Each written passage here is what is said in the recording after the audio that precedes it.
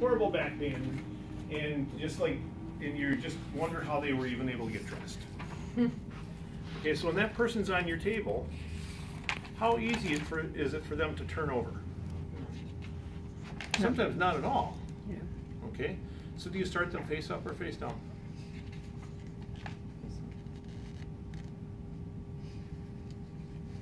Depends on what I'm doing. Whatever. I know some people, every client, no matter what, always face down. I know other people always, no matter what, always face up. You know, if you're a disciple of James Wisłowski, he always says if somebody's in pain, always start them face up. And then he has you do a pelvic balancing thing, which requires you to flip them face down and then face it back. You know, whatever. And so there's not a right answer. You know, some people, they're just not comfortable laying flat on their back. But me personally, if you come to me and your back is really bad, you know, I'm thinking right away, it's like, I want you to be as comfortable as possible. I want things to be as neutral as possible, safe as possible. What's the easiest way for me to position her where she's least likely to be irritating something in her back? For me personally, just my own perspective right now, is I like to have the person supine. A couple of things is that I can be assured that she's well supported, that I can see relatively easily if things are reasonably well aligned. Not that I worry about perfect alignment, but I don't want you all kinked up. Okay. But the other thing is that while a person is here, maybe their lower back feels a lot better if their knees are up, are just a little bit up.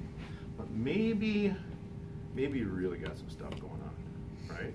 Okay, if somebody's got a lot of really severe lower back discomfort, sometimes they're going to feel a lot better if we really prop them up. You know, big one. Then you lift your legs up.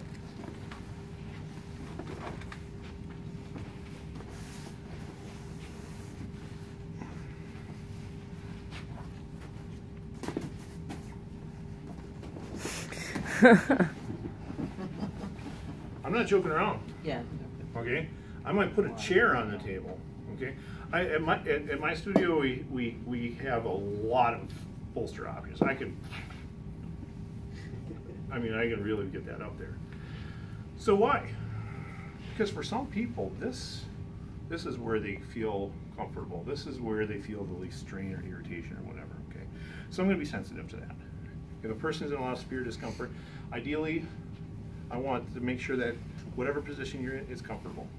If this is it, then how am I gonna do back work now? Right? How am I gonna work on her back? I mean, this is a position that's most comfortable for her back, but back is what's most painful. Well, shit, that's a conundrum. Okay. Yeah. Fortunately, this is actually a position that I find that I do most of my back work now. I do more, like, for people that actually have a significant amount of back pain, I actually do more work in this position now than having them prone. And so we're going to look at a couple things. We're going to look at a couple things. So this next one, okay, the first thing I showed, you know, we're kind of do the lateral skin stretching anywhere along the back, right? So there's a way we can tap into that same kind of mechanism while you're face up, which means I can do it pretty much for any part of her back without having to roll her over or roll her on her side or whatever. If your table is a really firm top, it doesn't have a lot of squish to it, it might be a little bit tougher. If it's a squishy, more pillowy top, I usually find it a little bit easier. But you can make it work, okay? So what I'm going to do, and you guys are welcome to move around, but what I'm going to do is I'm going to look at, first off, I want to insert a hand underneath her, and I want to be able to make contact with the areas along her back that have been tender. So we already know, I already know from doing a little bit of work with her today that, you know, the most tender areas were kind of this level here, thoracolumbar, and predominantly on this side of her spine, typically a couple of inches off to the side of her spine. So I'm going to just slide in right down in here. Got a little bit there yet. I didn't get everything. Okay. So, and if, I'm just going to kind of come down a little segment by segment. Not too bad down there, is it? Okay. And you can see by the amount, you can see her body rock a little bit from me applying upward pressure. Now, if she was super, super tender, would I have to apply that much pressure? I'd be getting a show up here.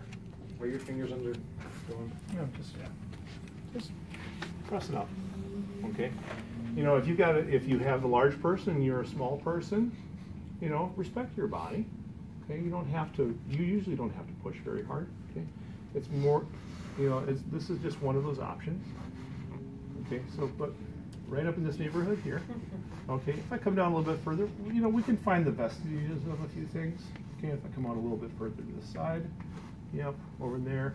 If I come way to this side, yep. So now we're getting into something altogether different. Okay. If I come down to her iliac crest, okay. Again, I'm using a fair amount of pressure here. Okay. But if I use less pressure, okay. Yeah.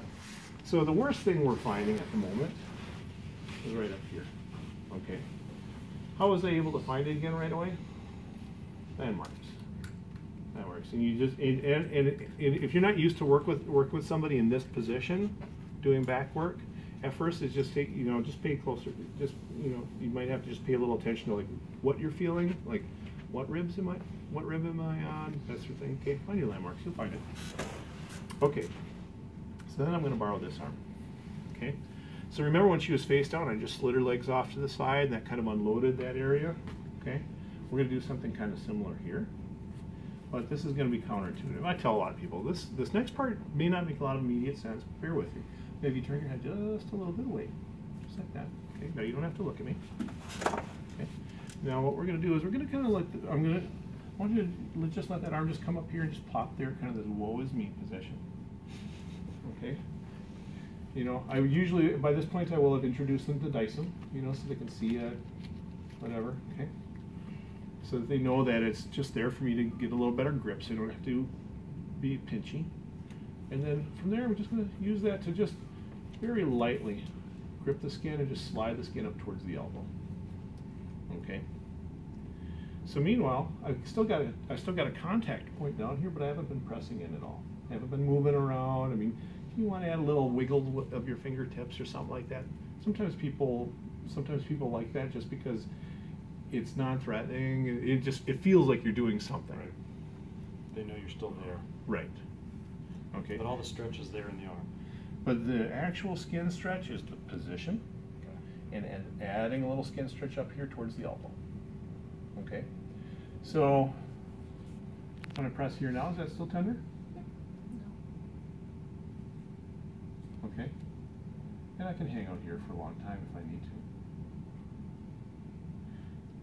As a general rule, if I'm going to go to something lower in her back, the arm position will come up a little higher. Like this might be like right down around like L5S1. And as I come up in her lumbar, you have to find the exact right angle. There's no exact right angles, okay. But as I come higher up in her back, her arm's going to come down. It's an inverse relationship. So by the time, I'm going to bring this down here. I'm just going to take a guess here. No, it's not too bad there. I was hoping that I would find a little something there. Not too bad here either? No. I'm blessed enough. Awesome. Okay, cool. All right, so I'm just going to pretend for a second that she's got something up here between her shoulder blades, okay? And so up in this area here, I might actually have her arm a little bit below. But otherwise the same exact thing, okay? And so one type of application, and you're just going to change the angle depending on where you're at. Okay? Sound effects. All right.